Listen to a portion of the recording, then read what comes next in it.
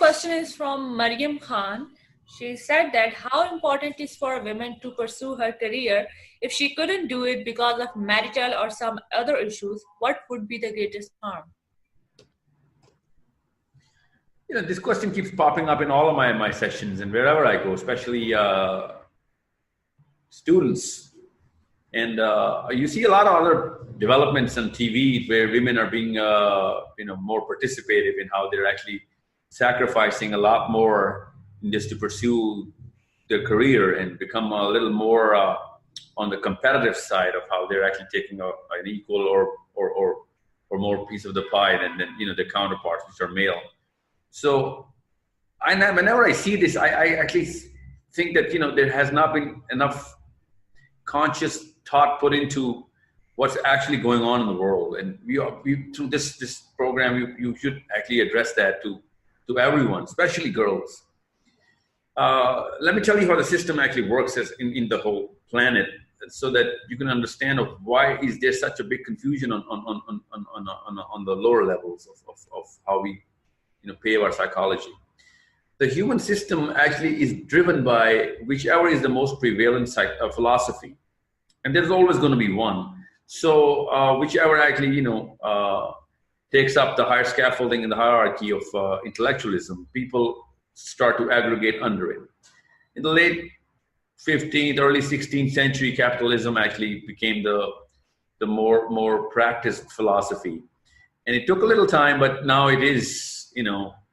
Because when it came, socialism was at its peak, and later on, socialism dies its own death. And now, after China and Russia, when they gave up socialistic philosophy, capitalism is the one philosophy that really calls the shots on what is the definition of success and how the word value is constructed inside a human mind as an individual and as community, and that shapes up the psychology of everybody underneath.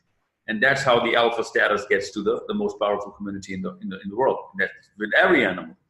Now, since we are under capitalism, we actually define all the definitions of keywords, like which will drive the basic innate motivation of the individual. If, for example, in this case, career.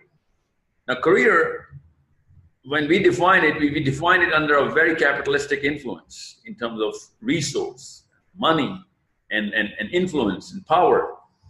And this is something which is a fruit of capitalistic philosophy. And that's where we better understand that this is the correct placement of this word career. Otherwise, before capitalism, people did have a career, but that career was not based on the kind of value capitalistic philosophy gives it.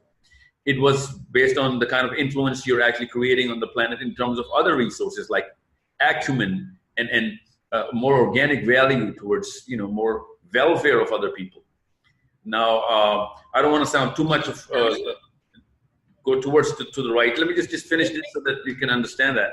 Now, the more you're going to chase the capitalistic definition of career, the more you're going to have to sacrifice the real innate value of the human mind, which is your family and your sense of longingness and where you belong. And after the 40th year of your age, your career is not going to suffice for answering the inner questions. You need a family. You need your wife and kids. You need your husbands and kids to grow up and help you out throughout your rest of the journey. The capitalistic philosophy does not answer those questions. And that's why you can see that only 1% of the people actually have a career in the capitalistic sense. That's what the people are just struggling under them. And those people are not regular people that have to sacrifice their families to go to the top of the food chain. And this is a very big price that they're paying. I wish more people sacrifice their career for their families. And these are smart women who do that in Pakistan.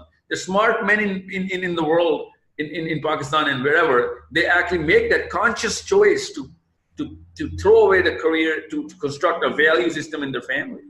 And this is something which you can see as evidence in the billionaires who are actually causing more followership, but innately they're way more depressed. If you plot the diagram of this disease of depression in socioeconomic classes, you'll find out that the higher you go in the socioeconomic class, the more depressed you are. And that's what capitalism that's how capitalism connects with the flaws and does not answer to the basic questions of the inner psychology. And this is why I want you to understand that just because it seems as if this is a rational choice, it's not. You have to go deeper into the understanding the construct of the human system, internal systems, and you'll find out that you made the best choice when you actually sacrificed a career over a family. Yeah, but there are many other philosophies just like capitalism. How do you think then, how does these global philosophies are going to impact a local person like me or Mariam Khan, who are likely to make a career or livelihood? It's an excellent question. Let me tell you what's the science behind how the human design works quickly.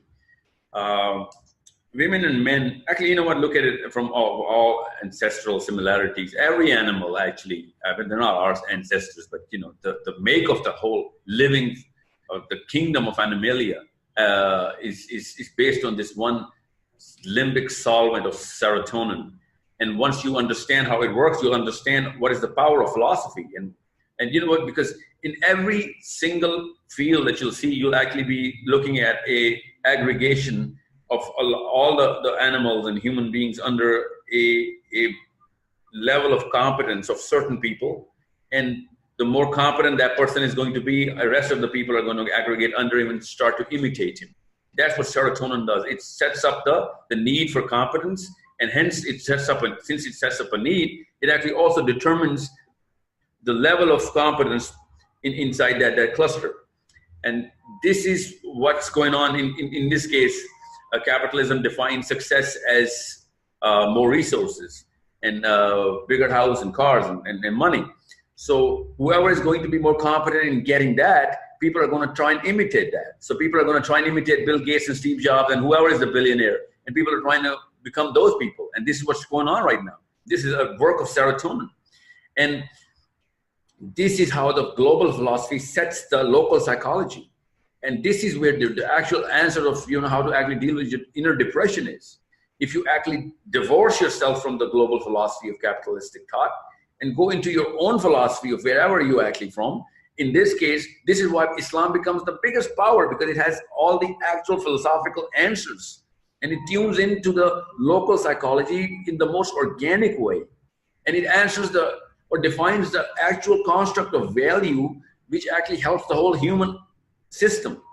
So if before capitalism, it was socialism, and you know, now we can see the neo-Marxist approach trying to define equality of genders, and they're making critical mistakes as to bring out collective individualism and identity politics game. And you know, you can see the games being played mostly in the egalitarian nations who are trying to give equal opportunities. At the same time, they're trying to fix equal outputs. That's not going to happen. I'm not going to go in that kind of a technical detail right now, but understand the actual problem, and that is to divorce yourself from a philosophy which does not answer to your inner psychology. And that's common. But also understand how your inner system works, because you're subconsciously going to chase the most powerful alpha in whatever philosophy that is being practiced on the globe. And there's always going to be a singular philosophy, no matter what people say. There cannot be two different philosophies on the planet. And this is where Abu Hanifa says that Adam al-Khalafa, al-Khabais is Adam al-Khalafa.